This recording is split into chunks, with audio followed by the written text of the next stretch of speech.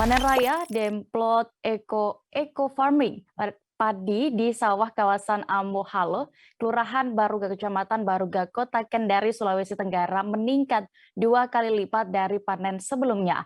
Panen perdana ini menunjukkan hasil yang cukup memuaskan, di mana dalam areal 1 hektar sawah bisa menghasilkan padi hingga 9,6 ton. Terkait ini, dan juga bagaimana situasi saat panen tersebut akan dilaporkan oleh rekan Amelda Devi, reporter Tribun News Ultra yang sudah siap dengan informasinya. Silakan rekan.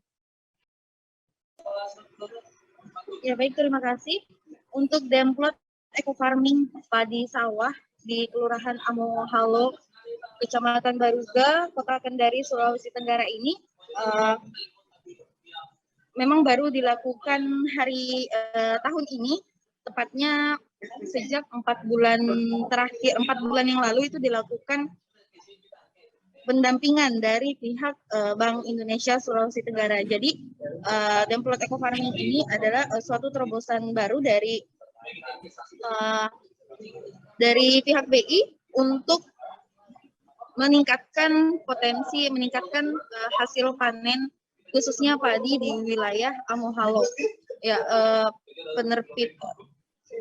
pembinaan yang dilakukan itu berupa pengolahan pupuk secara mandiri yang dibuat dari kotoran sapi, limbah sapi yang difermentasi dalam 1 malam. Jika sebelumnya itu dilakukan fermentasi pupuk itu kurang lebih selama 3 minggu, ya dengan formulasi yang dihasilkan oleh Bapak Nugroho, salah satu dokter yang dimintai oleh pihak BI untuk membantu kelompok tani binaan BI ini menggunakan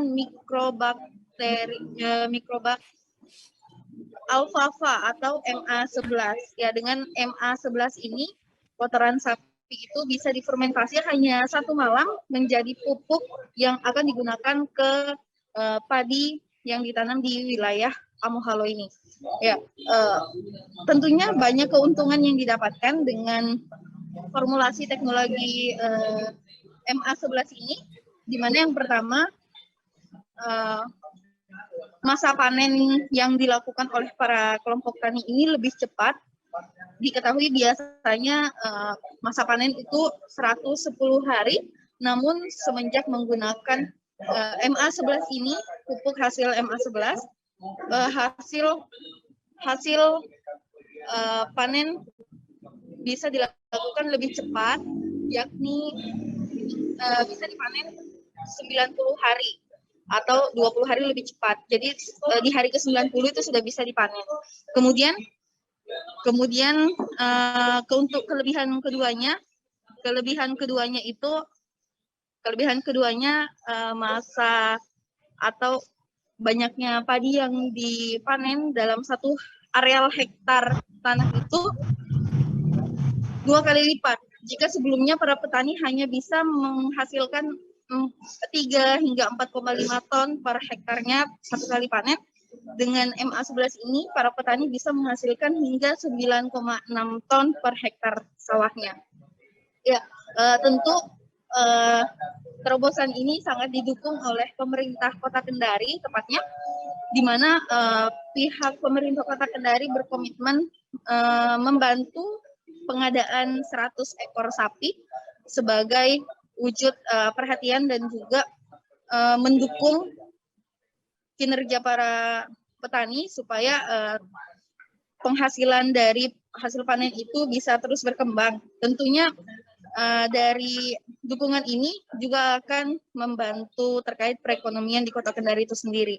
Ya, 100 ekor sapi ini memang diperuntukkan agar bisa membantu proses pembuatan pupuk secara mandiri dengan cepat, sehingga ada biaya untuk membeli pupuk, maksud saya biaya untuk membeli pupuk itu akan berkurang dan bisa digunakan untuk pembiayaan lainnya atau perawatan padi lainnya.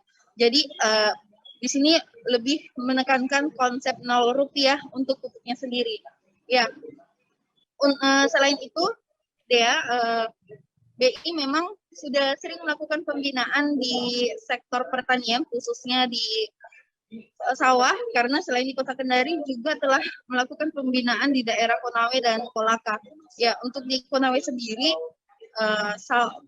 hasil panen sawahnya di sana bisa mencapai 12 ton. Nah, untuk itu Demplot Eco Farming di kawasan Amohalo Kota Kendari ini juga ditargetkan bisa mencapai 12 ton itu, bahkan lebih dari itu. Ya, sehingga perputaran ekonomi di Kota Kendari dan Sulawesi Tenggara itu bisa semakin baik melalui sektor pertanian ini. Demikian, Dea. Baik, terima kasih rekan Amelia, dan berikut Tribuners keterangan dari sejumlah pihak terkait, selengkapnya kami tampilkan. Pakar organik dari Dr. Nugroho. Itu yang kami biayain, yang kami siapkan, dan juga kita bersinergi dengan perusahaan daerah setempat untuk memilih lahannya, memilih petaninya, kemudian komitmen. Itu Pak. Jadi memasang aturan administrasi maupun bisa petanian.